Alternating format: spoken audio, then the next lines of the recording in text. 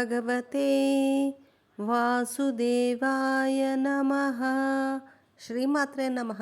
అందరికీ నమస్కారం అండి. ఈరోజు వీడియో విశేషం ఏమిటి అంటే వైకుంఠ ఏకాదశి ముక్కోటి ఏకాదశి 2023లో ఏ రోజు వచ్చింది, ముఖ్యంగా ఉత్తర ద్వార దర్శనం ఏ రోజున చేసుకోవాలి, అలాగే 2023లో డిసెంబర్ 22న లేకపోతే 23న అనేది పూజా సమయాలు అలాగే ఉపవాస నియమాలు అన్నీ కూడా మనం ఈరోజు మన వీడియోలో స్పష్టంగా తెలుసుకుందాం.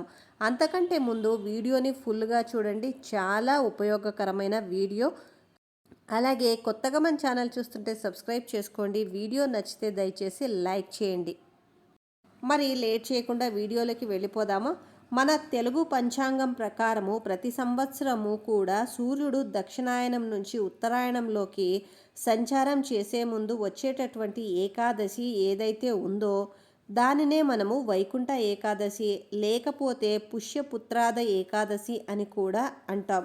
హిందూ పురాణాల ప్రకారము శ్రీ మహావిష్ణువు గరుడ వాహనం పైనుంచి ముల్లోకాల నుంచి ముక్కోటి దేవతలతో కలిసి భూలోకంలోకి అడుగుపెట్టి భక్తులందరికీ కూడా దర్శనం ఇవ్వడం జరుగుతుంది. అందుకే దీనిని ముక్కోటి ఏకాదశి అంటారని అష్టాదశ పురాణాలలో పేర్కొనబడింది.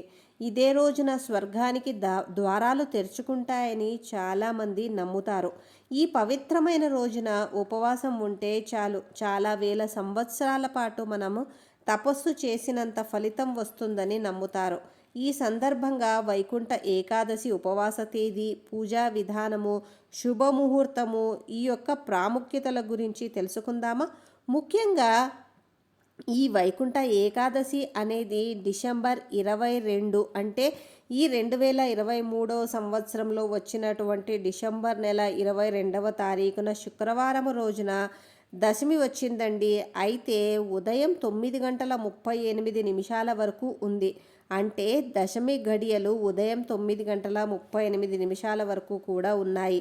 ఆ తర్వాత నుంచే ఏకాదశి గడియలు ప్రారంభమవుతాయి. అంటే డిసెంబర్ 22వ తారీఖున ఉదయం 9:38 తర్వాత ఏకాదశి గడియలు అనేవి ప్రారంభం అవుతూ ఉన్నాయి.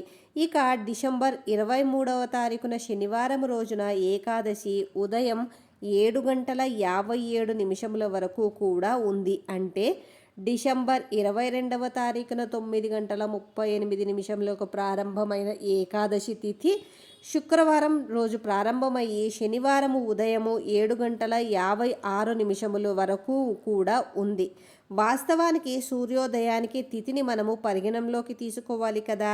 కాబట్టే ముక్కోటి ఏకాదశి అనేది డిసెంబర్ 23 శనివారం వచ్చినట్లుగా పరిగణించాలి. ఆ రోజు తెల్లవారుజామునే పూజాది కార్యక్రమాలు ముగించుకొని తెల్లవారుజామున నుంచే వైష్ణవ ఆలయాలలో ఉత్తర ద్వార దర్శనం అయితే ఉంటుంది. అయితే ఏకాదశి గడియలు దాటిపోకముందే ఉత్తర ద్వార దర్శనం చేసుకోవడం అనేది చాలా ఉత్తమం. లేదంటే డిసెంబర్ 22 శుక్రవారం సాయంత్రానికి ఏకాదశి తిథి ఎలాగో ఉంది కాబట్టి కొన్ని ఆలయాలలో సాయంత్రం సమయంలో కూడా ఉత్తర ద్వార దర్శన భాగ్యాన్ని కల్పిస్తూ ఉన్నారు. ఇక డిసెంబర్ 23 శనివారం ఉదయం 8 గంటల లోపు దర్శనం చేసుకోవడం చాలా మంచిది.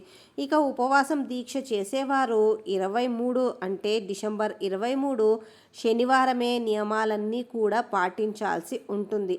ఈ రకంగా పూజా విధానం కూడా తెలుసుకుందామా ఇప్పుడు. మరి వైకుంఠ ఏకాదశి రోజున సూర్యోదయానికి ముందుగానే లేచి స్నానం చేయాలి. ఉపవాస వ్రతాన్ని ప్రారంభించి మీ ఇంట్లోని పూజా మందిరంలో విష్ణుమూర్తి ఫోటో ముందు కానీ లేకపోతే విష్ణుమూర్తి యొక్క విగ్రహం ముందు కానీ నెయ్యి దీపాన్ని వెలిగించి ధ్యానం చేసుకోవాలి. విష్ణుమూర్తి పూజలో తులసి దళాలను, పుష్పాలను, గంగాజలాన్ని అలాగే పంచామృతాన్ని కూడా చేర్చుకోవాలి. సాయంకాలం వేళల్లో పండ్లను తినవచ్చు. ఇక మరుసటి రోజు అంటే దశమి రోజున అన్నదానము చేయడము చాలా ఉత్తమం. ఇక ఏకాదశి అంటే ఏమిటో ఇప్పుడు తెలుసుకుందామా. ఏకాదశి అంటే 11 అని అర్థం. అంటే 5 కర్మేంద్రియాలు, 5 జ్ఞానేంద్రియాలు, 1 మనసు, ఇవన్నీ కలిపి మొత్తం 11. వీటిపైన నియంత్రణ ఉంచుకొని వ్రతదీక్షను చేయడమే ఏకాదశి వ్రతం యొక్క అర్థం.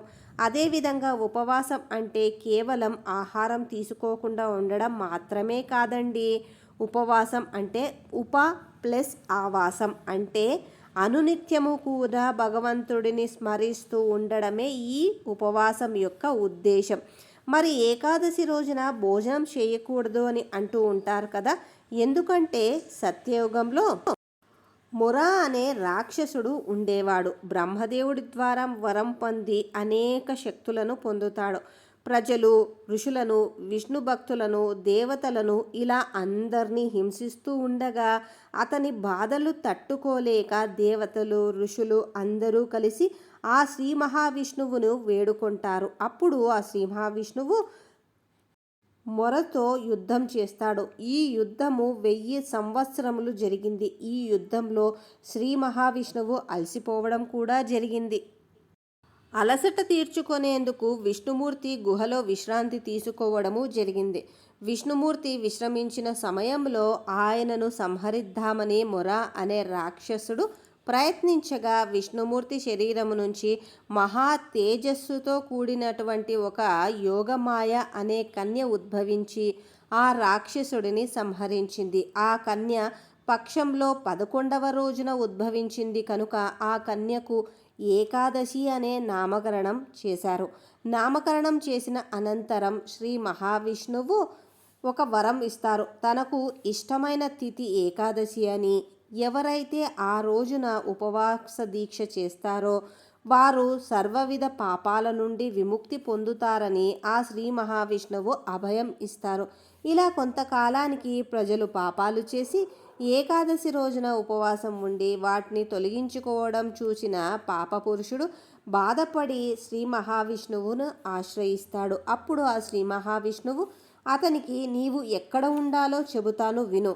ఏకాదశి రాత్రి అంటే ఏకాదశి రాత్రి చంద్రోదయ సమయాన 3 గ్రహాల కలయిక జరుగుతుంది. ఆ రోజు రాత్రి ఆ సమయానికి అంటే చంద్రోదయం తర్వాత ఎవరైతే ఆహారాన్ని తీసుకుంటారో వారినే నీవు ఆశ్రయించు. ఎవరైతే ఆత్మ ఉన్నతికి ప్రాధాన్యత ఇస్తారో వారు ఎలాంటి ధాన్యాలను భుజించరాదు. అంటే ఏకాదశి రోజున అన్నము, పప్పు ధాన్యాలు భుజించరాదు.